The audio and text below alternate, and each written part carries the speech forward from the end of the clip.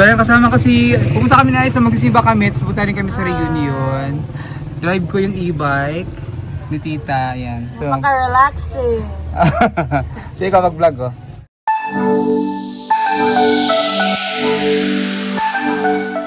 Naka-play na naman. Sa wakas, nakasakay na rin ako ng e-bike. Wow.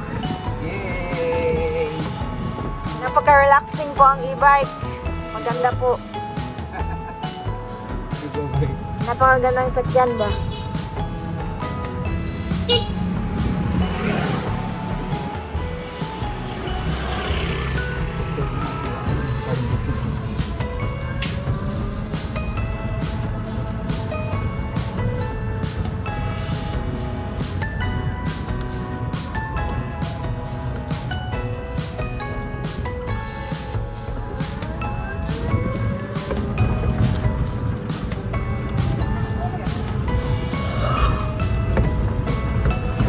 First time sumakay nito ba?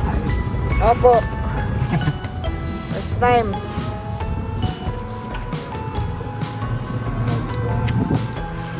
Ganda dahil hindi maingay ba? Oo. Ay, make lang siya. Naman tayo ito sa City Center. Pare-adjust naman ako sa rin. Opo. Ako tayo punta sa bahay.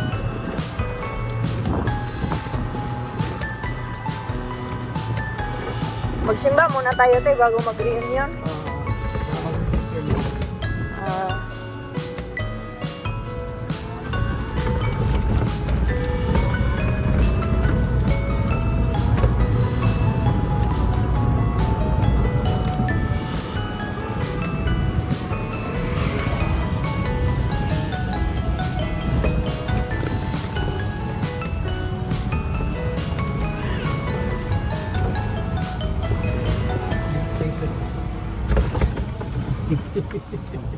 Ano ba register tayo? Basta kung saan tayo magpapit. Nag-start na pala. Sige.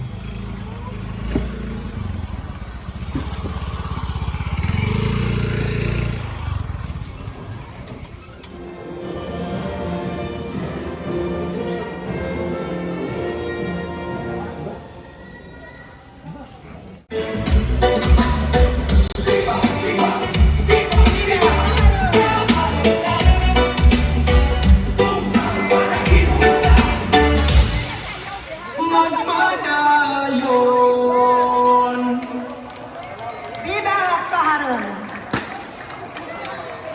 Salamat! Panahon sa wala pa sulat ang kasaysayan ug sa wala pa madungog ang ngalan sa pamilyang Paharon sa mga panagtigo, dito nagsugod ang ilang paglakaw sa kinabuhi. Usa ka lakang nagihulma sa kaisog paglaom ug nagpanday pinaagi sa walay hulong nga pagpanikamo. Dinhi misugod ang ilang sugilanon.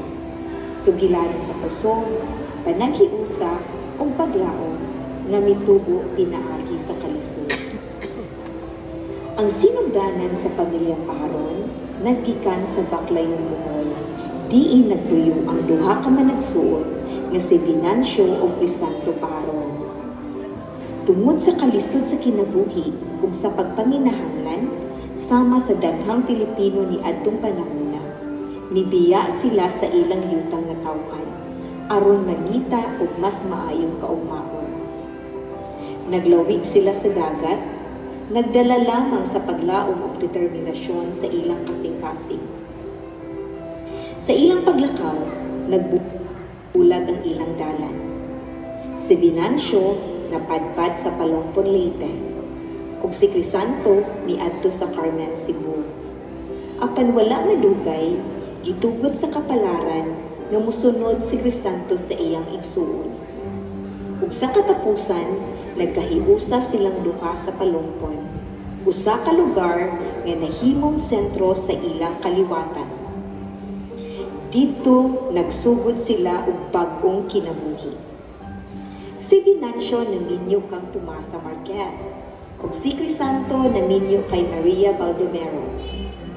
Gikan niini nga mga panaghiusa, mitubo ang ilang kaliwatan. 12 ka anak ang Venancio ug 8 ka anak ang Crisanto. Sila ang nahimong haligi sa pamilyang Paharon. Ug gikan kanila misanga ang kaliwatan nga mikatap sa nagadaiyang dakit. Si Venancio nagtrabaho isip mangingisda, naglabay sa iyang pukod sa baybayon ug nagatubang sa kanunay sa pag-usab sa dagat. Usahay daghan ang iyang madapan ug usahay walay madala gawa sa kahoy nga inanod. Usa ka hilom nga pagpahinumdum sa kawalay kasiguraduhan sa paninabuhi. Si Crisanto usa ka mag-uuma. Nagtikad sa yuta aron mabuhi ang pamilya. Nagatubang sa kainit sa adlaw ug kakapoy sa uma. Apan padayon gihapon. Gikan sa palumpon, mikaylap ang apelyido nga Paharon. Gikan sa poblasyon, lilion, hangtod giwan, ug sa mga baybayon ug kabukiran. Sa paglabay sa panahon, ang ilang mga kaliwat mikatag sa nagkadaiyang lugar, sa Matag-og, Villaba, Ormoc, ug sa uban pang dapit, hangtod sa Luzon ug Mindanao. Ang sinugdanan nga duha lamang ka managsuon, nahimong usa ka dako ug nagkahiusang kaliwatan. Nilabay ang mga katuigan, nidako ang pamilya, nagkalayo ang matag kaliwat. Apan miabot ang usa ka higayon, nga nagkahiusa silang tanan pag-usab. Niadtong December 26, 1981, dito sa Palampon Social Center, nahitabo ang unang dakong reunion sa Paharon clan. Ang mga kaliwat nangabot gikan sa nagkadaiyang lugar. Uban kanila karon pa lang nakita. Uban usab dugay nang wala makita. Napuno ang lugar sa tingog sa katawag, mga istorya ug panagigugmaay sa pamilya. Dinhi nagsugod ang pag-ilhanay. Ang mga ngalan nga kaniadto madungog lamang karon adunay nawong ug kinabuhi. Mitungha ang mga leader o organisador, uban ang mga lokal nga personalidad o dedikadong miyembro sa pamilya aron masiguro nga ang tigom dili lamang utob sa usa ka higayon kundi mahimong usa ka butang nga adunay kahulugan ug mulungtad.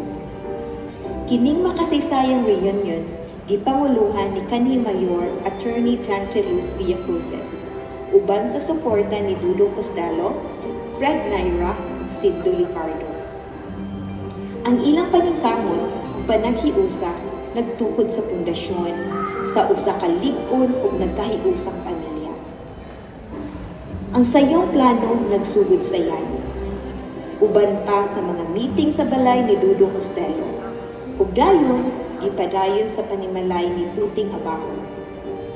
Gikan niining mapahinumsan ng sinugdanan, misamot kalikod ang espiritu sa panaghiusa sa pamilyang Paharon. Dili lang sila nagselebrar, ilang gitigom ang kasaysayan. Pinundong. At sa usa sa mga reunion, nahitabo ang usa ka wala damha nga pagdiskubre. Gikan sa mga panid sa kagahapon, miusbaw ang usa ka ngalan, si Francisca Paharon Sevilla. Usa ka dugay nang natagong sanga sa kaliwatan sa Paharon. Siya di ay ang igsuon ni Crisanto o Venancio Paharon na nagkompleto ang istorya nga kaniadto kulang pa. Pinaagi kaniya na balik ang usa ka nawala nga sumpay sa kasaysayan sa pamilya.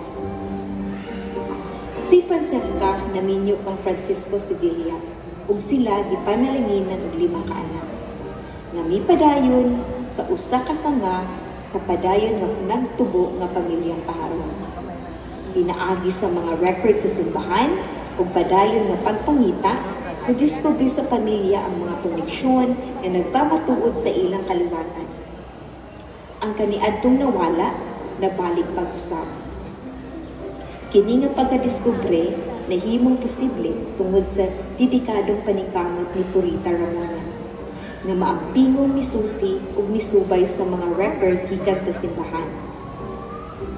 Busa, Padayon nga mitubo ang istorya sa pamilyang Paharon.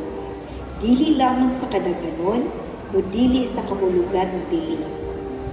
Karong panahuna, ang Paharon clan nagpabiling simbolo sa kusog, panaghiusa ug gugma sa pamilya.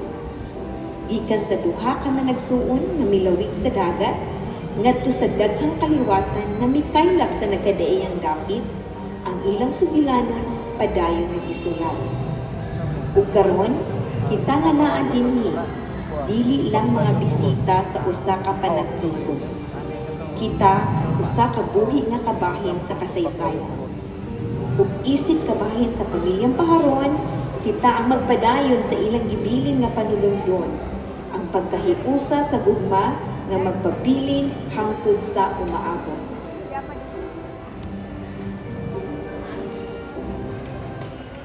Hikay pagluto nini kung sa tanan nga bisita.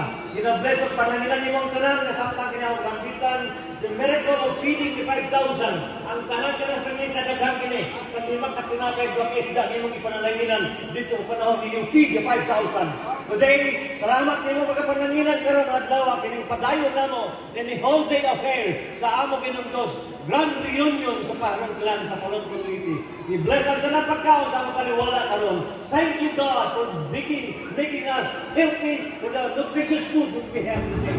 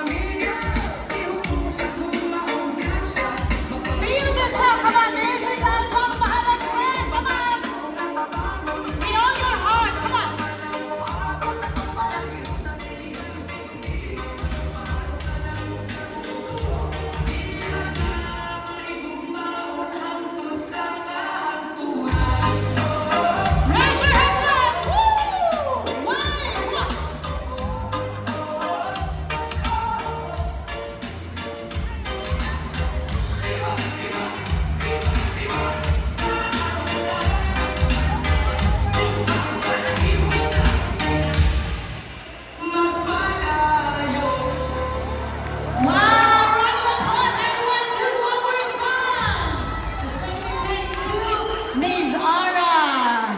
And next will be Dr. Jacqueline Manila to do our TikTok dance. And we're how will I be? Come on, everybody! Come on!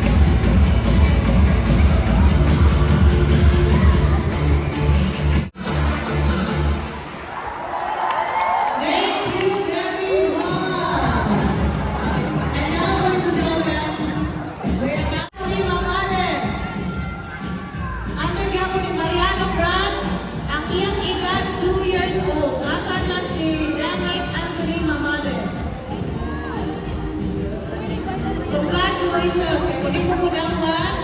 Ay, hanggang sa lahat pinaka-youngest. Alright, for the oldest and for under San Franciscan clan, Francisca Rojas. Are you still around? Ang iyong edad? 90. Ano no? 90. Clementia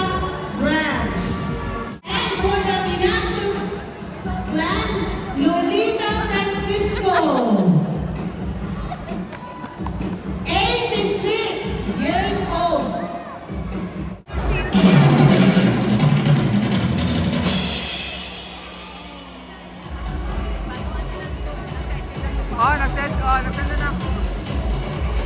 Yes, and Nilsa.